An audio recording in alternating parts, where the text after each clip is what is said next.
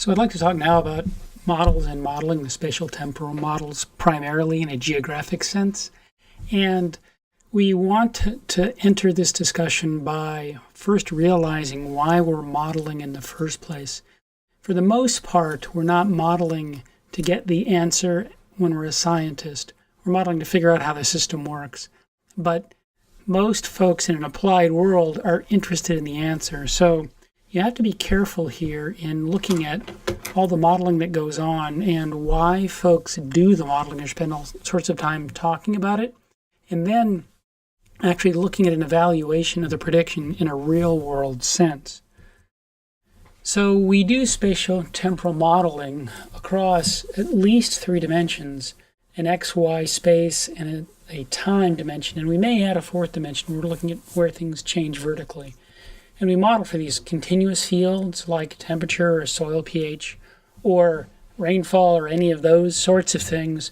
So for raster-like things or for discontinuous objects, a land cover type, the movement of an organism. Now these models we like to have based on a process and some representation of that process as it acts. Forests are burned down, trees seed in and grow over time or are affected by the environment. But we often use purely fit models, that is, a relationship between something we can measure and something we observe. And we mix all these things together in various kinds of models in a useful way, at least for the model developer, in trying to get a model that works for our particular purpose. So we'll get all these hybrids of all these approaches. Now, I'll define the models here as these deterministic models or as stochastic models. And deterministic models are kind of pull a lever. They're the physics sort of models you think about, where you have a set number of variables, and when you put in values for those variables, you get the same result every time. A lot of real-world phenomenon are best modeled or thought of as stochastic events or environments. So there's a randomness to both the data and the process, and you won't get exactly the same output each time you run the model. So you think about these in terms more of a frequency. That is, if I have this set of inputs, what is the most likely outcome? But there's a range of outcomes. There's some chaos in the system. We're most familiar with mechanistic-like models, although even today the most successful mechanistic models are really stochastic in their innards, even if they aren't represented that way. So we have this small grain process, a mechanism that we're going to represent. Earth process models, weather models are good examples of these. We model at the small scale evaporation from an individual piece of a lake or a forest stand or a leaf, and we aggregate those across space. So we'll have an amount of water coming off the surface, and then that water will interact with other water in the atmosphere, and we'll have various processes is represented. Now, these models have a long history and are represented spatially in a lot of fields. So here's a web available temperature dynamic model for the Gulf of Alaska or salinity model for the Gulf of Alaska. There's various forms of these, and it's showing calculations for a specific point in time, a specific set of conditions, values across a landscape. There's a long history of these spatial temporal models, but most of them are in the physical environment, mostly weather or water.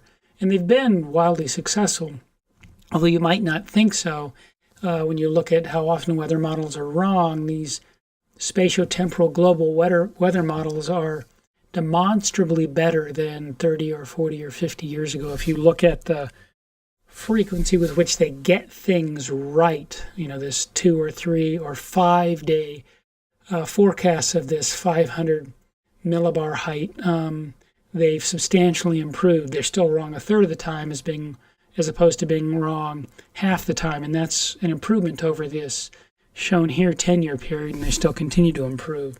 Now there's a level of improvement by which we probably won't be able to pass.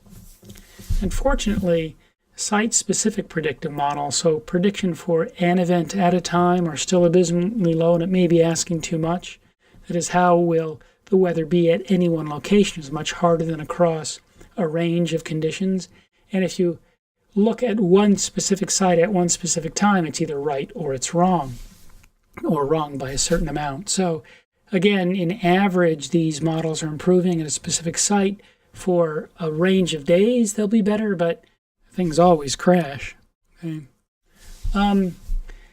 The thing about spatial modeling is that you have open systems with many component processes often. So it's hard to reach the level of accuracy you get with closed systems, like in a environmentally controlled chamber in a process that you have relatively few variables driving the main factors, and where you're constraining the variability by controlling the physically the environment in which they interact. So spatial modeling is the hardest of modeling to do for the most part, because you're going across space and you can't repeat the model again and again with the same set of conditions. You have very little control in very complex environments with a lot of data to collect across space. Now, besides process models, there are these correlational models. So you look at a relationship here between health and how rich places are, and you can see that there's generally a strong relationship. The poorer you are, the less you have an aggregate to invest. Now, within any one level, there are big differences. So, for example, if you look at a vertical slice here of countries that have the same amount of money, GDP per person, you have very different health outcomes. For example, Vietnam is a poor country, as are Nigeria, and yet their health outcomes are very different. You have basically twice the life expectancy in Vietnam than you do in Nigeria, even though they're at the same richness. And you can show very poor countries that do quite well. So Vietnam does better than Russia, or the same as Saudi Arabia, even though Saudi Arabia has something like 10 times the wealth per capita that Vietnam does. So these are correlational, but there are limits to the correlation. And the utility of using a correlational model is somewhat suspect in the sense that if conditions change, underlying conditions change through time, you might get a change in the relationship. And so it's empirical or observational. Now, if the conditions don't change, or if this works over a broad set of conditions, it's very robust, and so correlational models are often quite useful, but they're often not. So here you have total U.S. highway fatality rate and fresh lemons imported into the U.S. from Mexico, which seems to have a really strong correlation. It ends up that because of the NAFTA and changes in commerce between the two countries, you have increase over time of fresh lemon importation at the same time that you have this, for various reasons, a reduction in the U.S. fatality rate, and so they're not really related one way or another. And you can get all sorts of spurious correlations like beer consumption and publications per capita for faculty. So it shows that basically the more beer you drink, the lower your publications per capita. So we know the world is complex, and we know that there are antecedent conditions that affect things, and so the correlation can change as a function of these antecedent conditions. So in this case, we're showing erosion versus slope gradient, and that for the first rain versus additional rains, you get differences in the rate of sediment generation, but it's because those second and third rains are typically after there have been greater crown development, which has a direct effect on the erosion and detachment, because taller, denser corn stands have less forceful impact.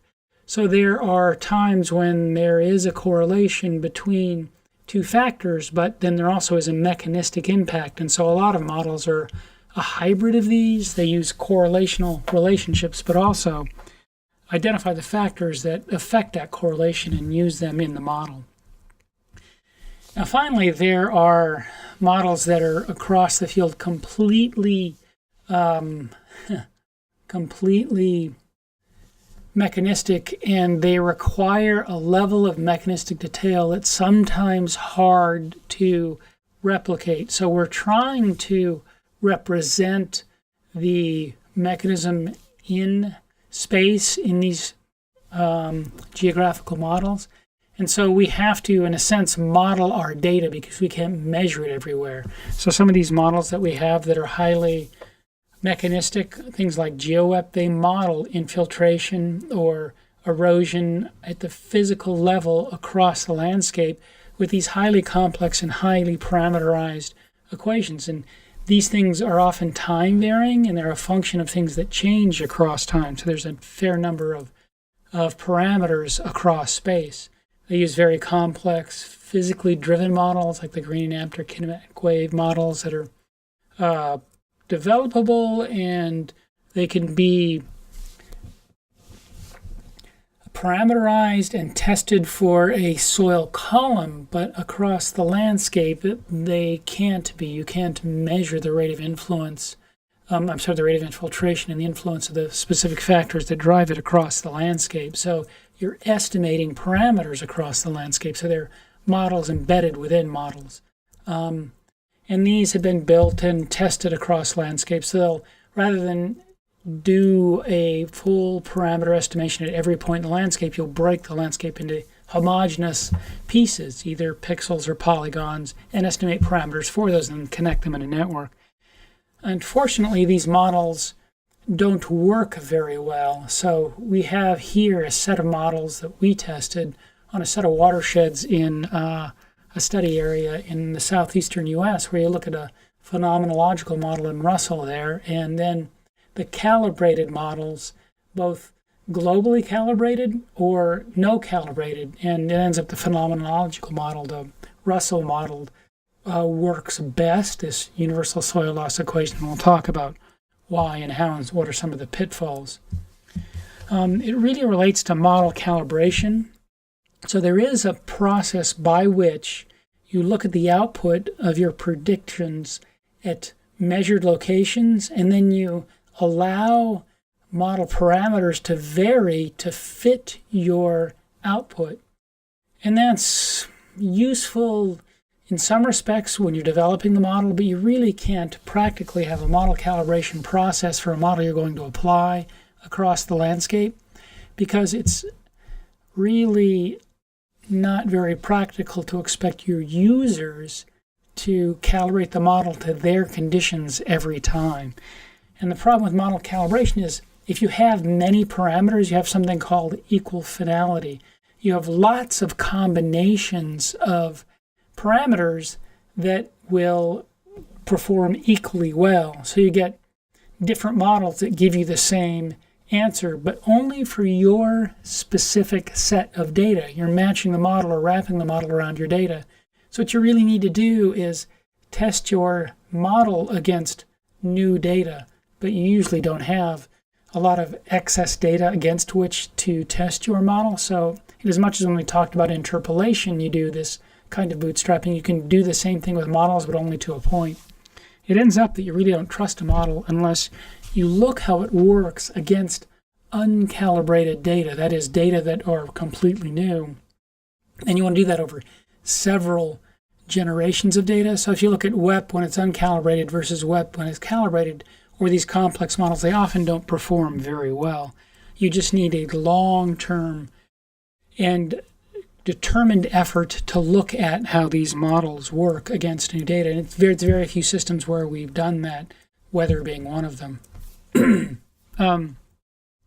So again, these phenomenological models like Russell or USLE generally work against the calibrated data, and they have few enough parameters that when you apply them in uncalibrated areas, you have a sense of how well they work. Now, there may be a wide band or bounds of how these erosion modeling work, something like Russell, but you know at least because of the level of testing. So really trust the tested geospatial models. This Russell or USLE or MUSLE are these universal soil loss equations, and the reason that this is a poster child for models that work okay or spatial models is because you've had the U.S. Department of Agriculture through the Natural Resource Conservation Service, the old Soil Conservation Service, dedicate thousands of person years to this model and tested it broadly because they need to predict soil erosion across the landscape. And even they say it's good for estimating the rank order of soil erosion. They're not going to stand by the actual soil erosion estimate on a field-by-field basis, but they're interested in a watershed basis and in telling people what's the best thing to do for their particular field to reduce erosion. And so it helps you order the process or order the management, which is really what the tool is for. And it won't tell you really how much. They're always going to say you need to measure to get sediment transport. It's based on a set of factors. So you have this rainfall factor, and you have a K factor that's related to the soil. You have a slope length or LS factor. You have a land cover factor. There's a management factor. And you put them all together, multiplying by values for the particular soil and for the particular climate to get you an erosion estimate. So it's sort of a process phenomenological hybrid model. So you have this A, the older, simpler model has an A times a rainfall factor times a soil factor times a slope length factor times a crop factor, and you combine them then with a management factor, then gives you an estimate. Now the good thing about the model is that each of these factors are built into the data you get from the soil survey, and then the climatic factors and management factors you put on top. And they've been calibrated in a sense, in a broad sense, by a broad set of measurements. So you'll look at, in this case, the amount of discharge and then the total suspended solid or erosion that comes from various kinds of land covers and various kinds of soils in lots of stream sediment transport or in field measurements. And so you can compare then the output, both calibrated and uncalibrated. And there have been tons of studies that look at this measured soil loss versus predicted soil loss with the management tool. Now, of course, calibration is always better. You get better observed sediment yields versus estimated sediment yields on the calibrated sites, but even on uncalibrated sites, you get reasonable responses. Now, there's other kinds of models out there that people are working on that you need to know about that are still really in the research or lab stage. So one you'll see are these individual process-based models.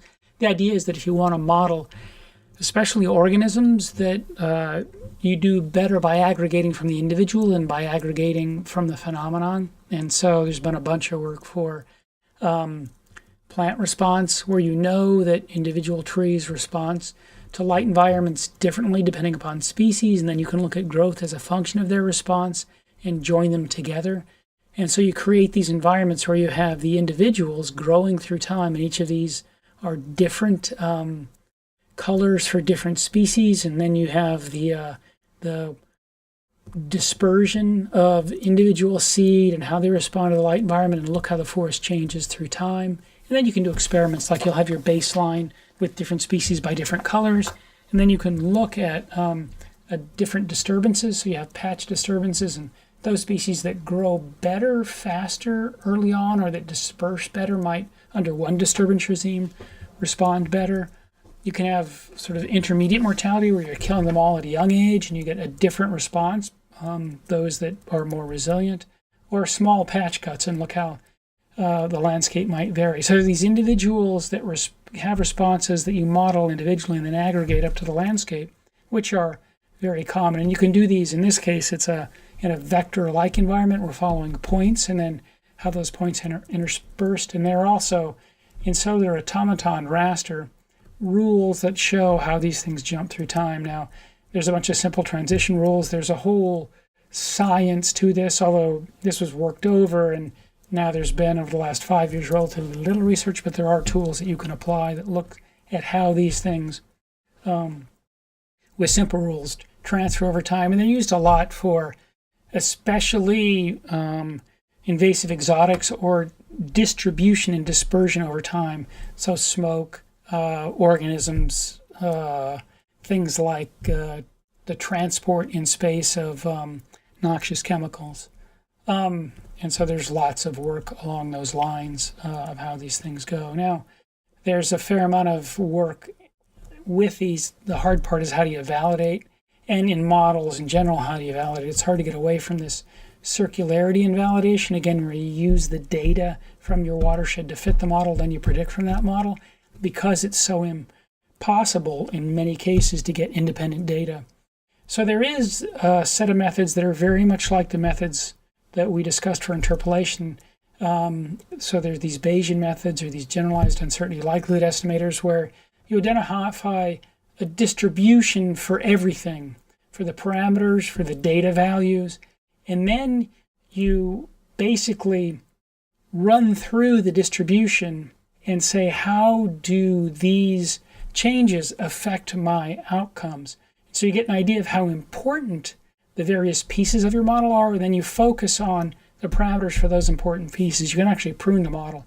So if you have then a region of plausible parameters or data values that give you the same output, you have what are called these equifinal areas, and it's an indication that your model is either over-parameterized for the data you have, or there's too much data uncertainty to make the prediction. So there's, again, a bunch of literature on that. I'm just raising this so you know about it. The general idea is that you have sort of this uncertainty, let's say in precipitation in our plant water use model or in an erosion model, and then we can propagate that uncertainty. So we run the model tens to thousands of times over the range of precipitations we can get, and we see how the prediction changes, so how sensitive it is to changes in the precipitation. And we do that for every parameter and for every input data piece in our model. So elevation, uncertain slope, uncertain flow paths, uncertain soil permeabilities, all these will affect our prediction. And we can look at the relative importance of these across our entire model. So we did a sensitivity analysis in this erosion or hydraulic flow. And so there's hydraulic conductivity to soils. And there's some estimate usually of how well that is measured. And so you can identify a parameter space, an uncertainty space, and run across that entire uncertainty space. Same thing in roads and streams and their permeability and land use in the elevation. And in this case, we just look at one piece. This is the threshold we use to identify what's the surface flow pattern. Again, as I said before, stream networks are not mapped very well, and so there's uncertainty in what portion of the landscape is within a distance of the stream. And so if you're generating something via overland flow, how close it is to the stream has an impact in how much, in this case, sediment's going to get into the stream. So if you just look at, in this case, the range of stream thresholds, we get a big difference in the response of our model of predicted sediment as a function of the stream threshold that we use. Now, you don't want to pick from this the stream threshold we use because you may just be fitting our model, but this gives us an idea of what the, in this case, optimum stream threshold is, and we would use either mapping across the landscape to see if that is, in fact, the true threshold. We can see where the streams actually exist, or we can compare this to measurements across other stream networks and other environments to see if this is something that's standard and can be used regularly in the model. So again, we mapped in this case and found there wasn't a great match, that the actual stream threshold was lower than the one that was performed best in the model. So it points to data improvements. So the model best one was shown there in red, and the actual one across the landscape is shown in blue. But it helps you improve the model. So you have to be careful for these models. This is a painter that he specializes in painting things that look like something you can recognize and you can see what you want in the painting, but there really is nothing there. And you have to be careful in not doing that in models, in developing something that looks like there's something there, but there really isn't. So again, these more complex models are no better than simpler models for prediction in our instance, and currently it's the data that really is keeping us from advancing.